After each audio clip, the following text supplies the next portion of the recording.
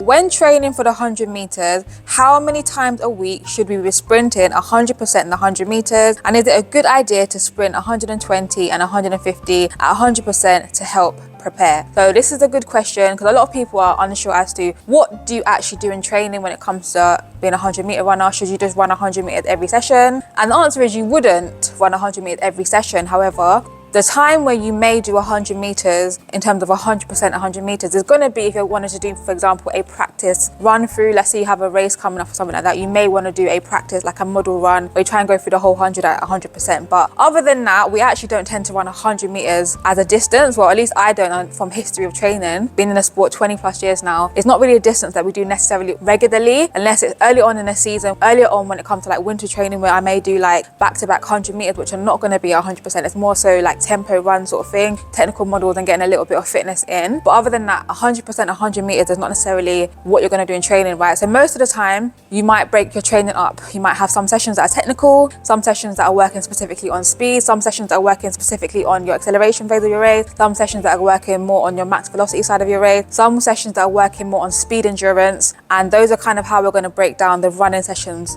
so to speak, right? And so yes, in terms of doing 150, 120 meters, that for me is going to be classed as speed endurance. And at the very high pace, like you put 100%, anywhere, you know, that 90, 92, 94, 95, 90, whatever percent that you're going to do, those really fast speed endurance sessions where you're going to kind of get some sort of lax, where you're trying to get really fast times, you're going to not be able to do those at the beginning of your training block. So let's say you started training for the new season, because let's say the outdoor season is usually April to September.